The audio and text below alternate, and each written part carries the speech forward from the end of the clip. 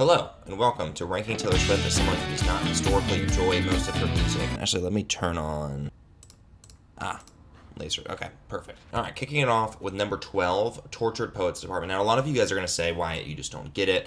You don't understand this album. And I'll be completely honest with you guys. I just really don't. I did try to, but I really just don't get it. This album is a very hard listen. But I'll start with the things that I do like about it.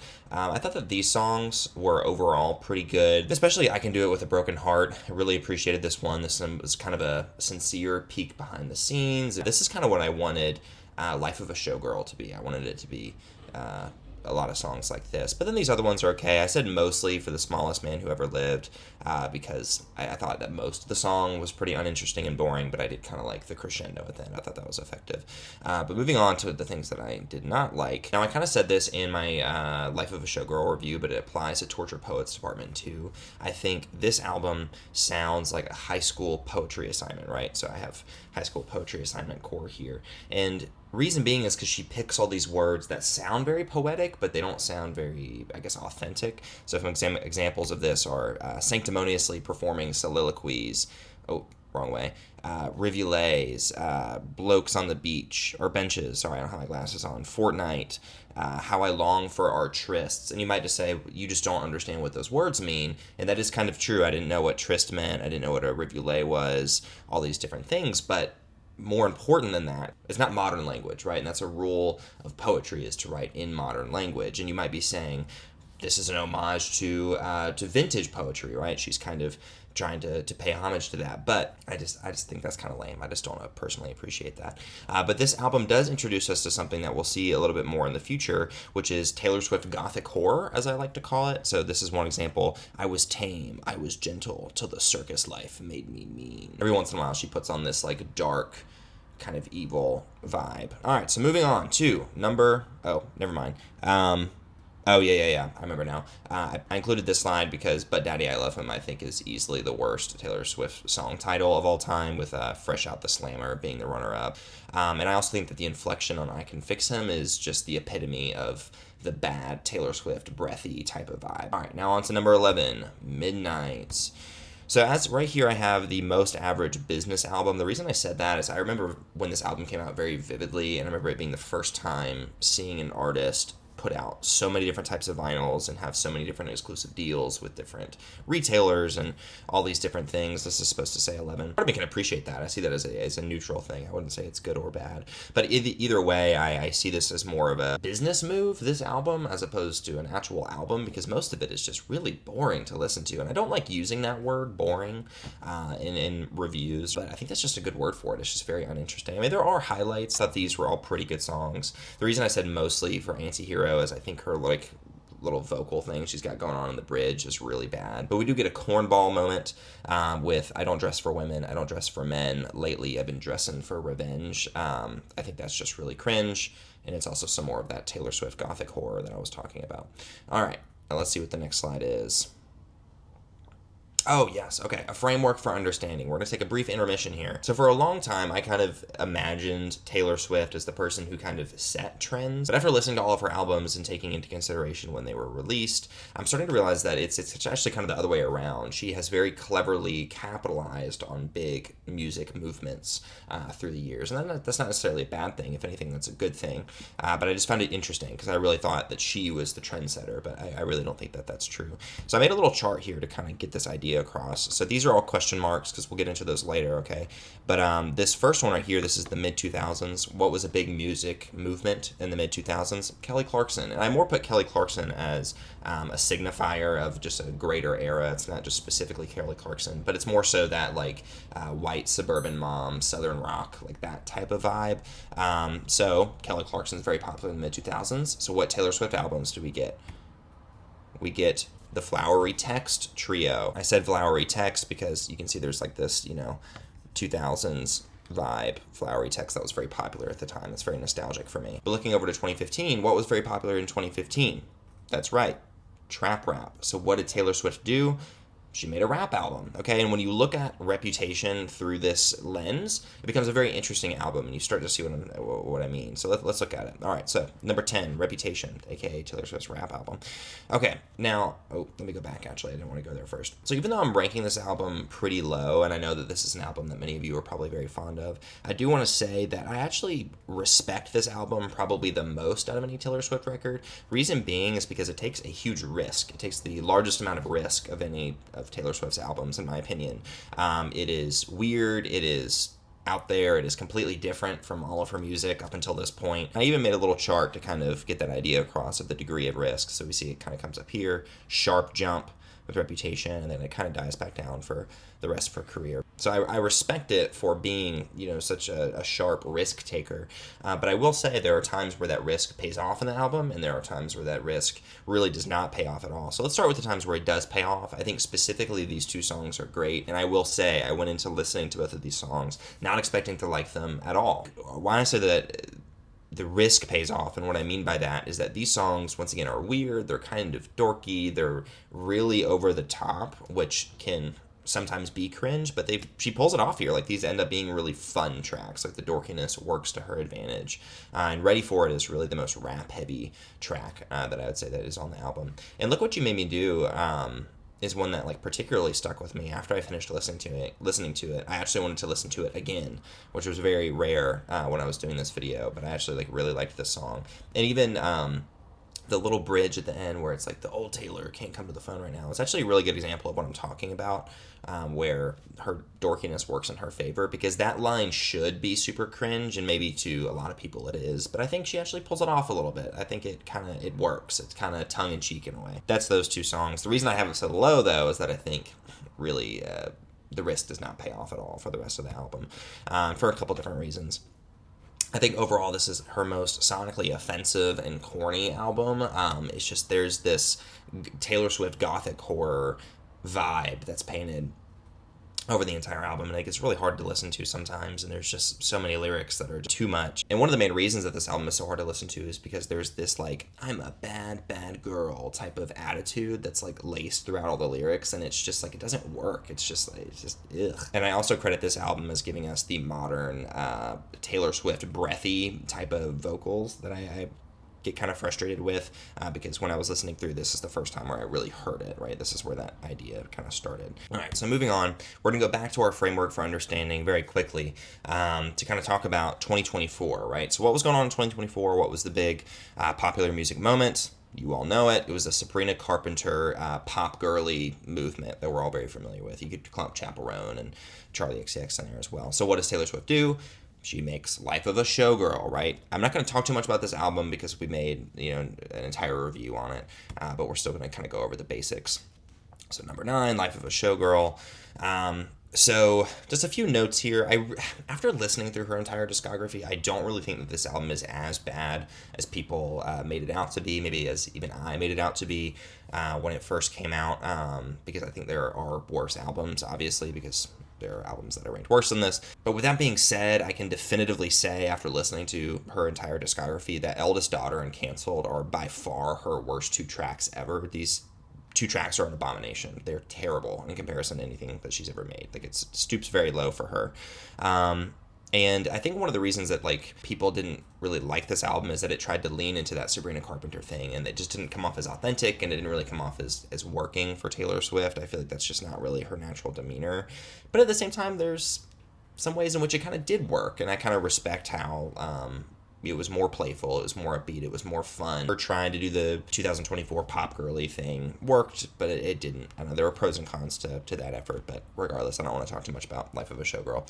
So moving on, talking about Fearless. Now, when I first went into researching this video, I expected Taylor's first 3 albums to really be my favorites, and I expected to say in this video that like Taylor Swift needs to go back to her roots. Her first 3 albums are the best ever, but to be honest, after listening through them, I really don't think that's true. So yeah, I put Fearless at number 8, and to kind of get into it a little bit, it's not that this album is terrible, and in fact it has some of her all-time highs with You Belong With Me, Love Story, and 15. The reason I say kinda is just because like I don't think it is necessarily on the same level of these two, but I do really like 15. And there were some other interesting things, like I think Abigail being referenced in 15 and then later on hearing her referenced in future albums is kind of cool because it makes you think, like, what would it be like to be friends with somebody like Taylor Swift, you know, who as your friend she balloons into this, you know, ginormous world figure, and it was kind of interesting. I also think that The Best Day is pretty cute. I thought that was a very whimsical, sweet song, and it also provided us with the first and only song ever written about a guy named Steven, so kind of sweet. But really the reason that this album ranks so low isn't because there are any particularly bad moments, but it's just like the B-sides, the lesser known tracks of this album are lesser known for a reason. And that's not to say that the tracks are bad. Actually, a lot of them are like decent songs, but it doesn't really feel like Taylor Swift. They don't feel particularly original. It feels like her kind of trying to find her style and experimenting. Oh yeah, and I did make a graph about songs written about a guy named Steven. You can see it kind of peaks there in 2008. All right, so moving on. All right, number 7, Speak Now. Same thing. I expected this album to rank a lot higher. Unfortunately, it didn't. But let's get into it. So the things, what brings Speak Down Now? This is a placeholder image that I forgot to replace, so I'm sorry about that. Kind of same deal as Fearless. Uninteresting B-sides. Not really much to stick with you, in my opinion. Another big thing is Better Than Revenge. I think that song is terrible. I think this is the earliest example of like the Taylor Swift gothic horror starting to come out. It's the first song that's truly antagonistic and is coming at somebody else and is aggressive, right? And I also think it's some hypocrisy, right? Taylor Swift has been known to denounce people, slut-shaming others, but she does this very same thing on Better Than Revenge by talking about how this antagonist is only known for things that she does on the mattress, right? We don't like the hypocrisy. So I included Never Grow Up here because I am torn personally and I want to share it with you guys. I don't really like songs that are written inauthentically. And what I mean by that is, like, Never Grow Up is about, you know, a mother watching her daughter growing up and wishing that it wasn't happening. Now, that's fine, but the issue that I take with it is that Taylor Swift, when she wrote this, was like 20 or like 19 and had no kids yet, or she doesn't have kids. So, like, when you think about it through that lens, it's kind of disingenuous because it's kind of just like a kid playing pretend about something that they don't know about, which I'm torn about because on the one hand, it makes it feel inauthentic, and like I like when songs are authentically written from people's authentic experience, but at the same time, it's kind of impressive that Taylor Swift was able to write a song that so many mothers use on Instagram Reels to talk about their kids growing up, or that so many mothers clearly resonate with, and, you know, people love this song, right? So it's impressive that without that human experience, she was able to write this song, but at the same time, I think it's kind of corny when people write these songs inauthentically. I know that's not going to be a very popular opinion, but I just wanted to share that nevertheless. Oh, yes, okay, what I appreciate about Speak Now. So yeah, Dear John, obviously great song. I kind of included it here because it's, in my opinion, the first modern Taylor Swift song that we see. Like, this song stands out from the album because it sounds like Taylor Swift now, or maybe Taylor Swift in like 2019. It does not sound like Taylor Swift in 2008 when this album came out, or I think it was 2010. Never mind. Nevertheless, it's kind of cool to kind of see her style start to form when you're listening through these albums chronologically like I did. I also think Mean is a great track, super fun. I think it demonstrates growth. Like, this is where we start to see the pop elements start to creep in, so she's starting to experiment with more of those things and kind of expand her style a little bit. And then I also think that Sparks Fly is a very enjoyable track. I've always liked that one. Okay, moving on. Number 6, Lover. So this is one that I honestly didn't expect to rank this high. I didn't really look forward to this album, but it got there. It got pretty high. What did I write about this one? Oh, yes. Okay, starting off, I'm going to be mostly positive about this album, but there are 2 cringe moments, being The Man and Me. Starting with The Man, I'm not one of those people who's going to criticize the message. The message is fine. You know, I can understand the commentary that she's making, but the song itself is just so unenjoyable and on the nose. Just from a music perspective, the song is offensive, but this is just like too over the top. The instrumentals themselves are not enjoyable, the melody is not enjoyable, her voice is not enjoyable. It's just all around like not a good song. I take no issue with the message, but just the song is bad.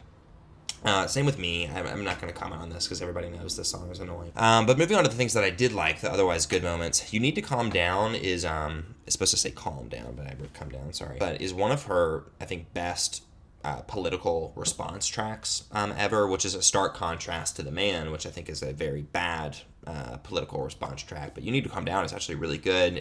Cornelia Street and Miss Americana are good tracks, but the reason I included them here is that I kind of see them as a precursor to the kind of poetic tone that she was going to take on going forward. These are kind of, I think, the first two songs where we really start to see those things come out, which is interesting. Like I said, listening to these albums chronologically, or anybody's albums chronologically, is kind of fun for that reason, because you kind of see their styles develop. Soon You'll Get Better, False God, and It's Nice to Have a Friend are all great tracks. I remember the production on False God really stood out to me. Paper Rings is super silly and out of nowhere and over the top, which leads me to a little intermission that I'm bringing in here, which is the Goofy Black Sheep tracks, is what I'm calling them. There are 3 of these across Taylor Swift's discography. In my opinion, the first one is Stay, Stay, Stay on Red. That song, nothing against it, but it's just like so over the top and random and kind of odd, to be honest with you.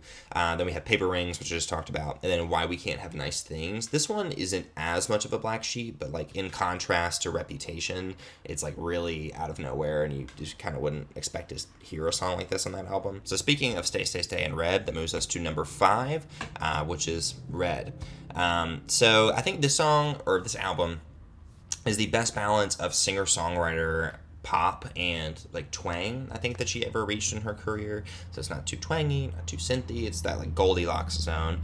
It also gave us some all-time great songs. 22, All Too Well, Everything Has Changed, We Are Never Getting Back Together. All-time greats, amazing tracks, very nostalgic for me personally, and just overall great. But what ranked it lower is just the lesser known portions of the album are not very memorable, despite being solid and pleasant to listen to. It's the same issue as Fearless and Speak Now, but I think it definitely improved. Like the B-sides of this album are better than the B-sides of Speak Now and Fearless, but nevertheless they're still not very memorable in my opinion. Which leads us to number 4, Self-Titled, Taylor Swift's first album.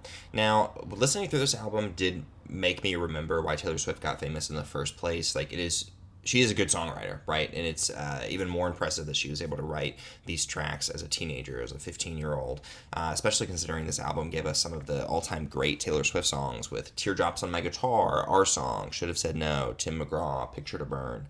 Like these are all-time greats, and she wrote these when she was a child. Actually, wait, hold up, my thing is not... Okay, there we go. Anyway, yes, impressive that she wrote these as a child. Oh, yes. Invisible and Perfectly Good Heart have some of her best vocals ever. I was very impressed by these. And kind of similar to these, I'm going to jump down to here. I think she sounds a little bit more natural with a Southern accent, personally. I think something that is a little bit difficult about Taylor Swift is that her vocals sometimes feel a little awkward, or like she is kind of straining herself, but I feel like when she has a Southern accent on, she kills it, right? And I feel like that we do not have that problem at all. Something I also found interesting about this album is that you wouldn't guess that most of these songs were Taylor Swift. That kind of goes back to that Kelly Clarkson idea that I was talking about, where like a lot of these songs sound like Kelly Clarkson or sound like that era, and if you kind of made people listen to these songs blind, I kind of doubt that they would guess it was Taylor Swift. They'd probably guess it was just some random country artist back then. And something that I find also interesting about this album is you see a lot of the like dorky theater kid stuff starting to come out, which will kind of, cement itself later on, but it's kind of endearing in that way, because you really start to see her personality peek out early, which then manifests in things like Reputation and Life of a Showgirl much later on. All right, what we got next? Okay, back to the framework for understanding. Okay, yes, so back in 2013, what was a very big music event for popular music that happened then? Any guesses? Lorde's Pure Heroine. So what did we get? We got 1989, which is, what did I say here? 2010's Mellow Girly Pop. That's her Mellow Girly Pop album. So yes, that leads us to number 3, 1989. So this album is the one I'm most nostalgic for. I remember when this came out. I remember listening to the CD when it came out.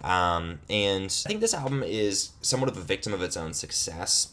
Reason I say that is because these songs got so popular, they blew up so much, they were all over the radio, that I think you kind of started to forget how genuinely good some of these songs were, like most notably Blank Space and Wildest Dreams, and even Shake It Off to a degree, which we'll get to in a minute, are all great tracks, but I think they were just so overplayed that it was a little hard to appreciate at times. But when you go into the song with a fresh mind and, with an optimistic attitude, you realize that this song is essentially a no-skip album. And the reason I say essentially is because these two songs, I Wish You Wouldn't, and This Love are like kind of half skips. They're not bad songs, but they're just not songs I would listen to on any day. Shake It Off is also a very interesting track because I see it very similar to Look What You Made Me Do, in the sense that this is a song that should be really dorky, should be really difficult to listen to, but it's not. And it actually, I think she pulls it off, and when you listen to it, and you try to forget that you've heard it a million times, you realize it's a good track. It's fun. Yeah, I see why it got popular in the first place. She uses her dorkiness to her advantage this time around, as opposed to other albums like Torture Poets Department and Life of a Showgirl,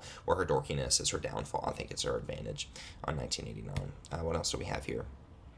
Oh, yeah, extra notes regarding 1989. I Know Places is a great track. I enjoyed that one. Personally, I thought that was pretty good.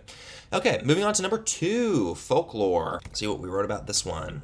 Okay, so innovates by blending pop and folk. Okay, yes. So I think this one is actually the album that I think, I'm not going to say takes a leap, because that would be Reputation, but like does something, innovates is what I'm trying to say. I even wrote it right there. I think this is the only album that truly innovates. It feels fresh, not just for Taylor Swift, but just in general. Like, I think I've heard very few albums that are able to blend like synth pop and folk well, and this album I think does that. It's also lyrically substantive, specifically with the August, Cardigan, and Betty trio that's embedded in there. It's kind of cool to see her do more of a concept album type of thing. And I think her breathy, slower style of singing that most of the time is really frustrating actually works super well on this album, because there are a lot of other songs from other albums where I'm like, man, if we just had a better vocalist on this track, this would be a really good track. But I don't feel that way about this album. Like, I feel like this album is perfect for Taylor Swift, right? So Folklore continued. Album can drag on, but it's mostly a no-skip album, I think. It's not one I would listen to every day. It can be a little mellow at times, not in a bad way, but just, it's true. I don't feel like listening to mellow music every single day. I don't feel like listening to upbeat music every single day. So you kind of, on the right day, it could be a no-skip album. But also, I love the subtle horns that are riddled throughout the album. You can kind of see Epiphany for the clearest example of that. But I'm a huge sucker for horns in any sort of pop music. So I love that she includes that. Okay, so countdown to the number 1 album. Do you have any guesses? You probably do, because there's only so many albums in process of elimination. But it's number 1, Evermore. Evermore. Let's talk about it. So some interesting things here. I don't have my glasses on. Oh, yes. Okay. I really did not expect to like this album. Same with Folklore. I meant to say that. But I went into Folklore dreading listening to Folklore and Evermore, because I was like, these albums are going to be terrible. I just don't want to listen to them. But I was actually pleasantly surprised, especially with Evermore, and it walked away being probably my favorite Taylor Swift album. And similar to Folklore, but I would say even more, I think this is her stylistic and lyrical peak. Like, I think this album is what the biggest Taylor Swift fans think Taylor Swift is. And I don't necessarily mean that in a bad way, but like people who claim that she's the best songwriter of all time, or people who claim that she's like this massive poet. I think the only reason that they're able to think that is because of this album, because she actually does a lot of impressive work on this album, both lyrically, instrumentally, and vocally. And something that adds to that, I think, is the subtle country vibes that she kind of brings back in on Nobody No Crime and Cowboy Like Me, which are 2 very enjoyable songs. And the production is consistently amazing throughout. It is a similar thing to Folklore, where it's able to combine the synthy instrumentation with folk instrumentation really well. And I included this little guy down here because Ivy was a song that really stood out to me, and it's one that I've listened to many times, since listening through all these albums. And it's been about a month, I would say, since I finished listening through all these albums. But Ivy has consistently stayed with me. I really, really enjoy that track. That's all the albums. Yay, Evermore wins. So let's talk about... Oh, actually, no, sorry, there's more to talk about. I did want to include this part because there are some Tumblr vibes that I still think creep into this album a little bit, with like Opal Eyes in Ivy, even though I like that song, Unmoored and Evermore, Dorothea, Esty, and Nobody No Crime. But kind of like 1989, the dorkiness works to her advantage, right? This like poetry assignment type writing works to her advantage on this album, whereas in other albums I think it works to her disadvantage. So even though these are kind of like Tumblr-esque writing techniques or names or words to choose, I think it works, right? So I present this not necessarily as a bad thing, but just as an interesting little graphic for you. Okay, so now that we have that, takeaways after this. Is Taylor Swift the best songwriter ever? Let's see. No, but she's pretty good. That is the conclusion that I came to, because a lot of people online will like to claim that Taylor Swift is the greatest songwriter of all time, or whatever. And whenever I hear those claims, I'm just like, you haven't listened to enough music, because that's not true. And those claims have kind of made me dislike Taylor Swift and her songwriting and criticize her songwriting just by association. But after listening through all of her albums with an open mind, I can say she is a great songwriter. I don't think she's the best of all time. I think there are a lot of people who are better, but she is a great songwriter. There's a reason that she's known for these things. So she's pretty great. So another takeaway, her last 3 albums were a major downgrade, especially following Evermore. Midnight's Torture Poets Department and Life of a Showgirl were a major downgrade, even though I think that Life of a Showgirl was better than the former two. And I know a lot of people will disagree with me clumping in Torture Poets Department in there, but I'm sorry, once again, I tried my best to like that album, but I just couldn't. Okay, that's it. Quick ranking of my favorite Taylor Swift songs after this. Ivy, You Belong With Me. Surprisingly, You Need to Calm Down. Didn't expect to like that one. And then we'll say 22. We'll put that in there. All right. Thanks for watching.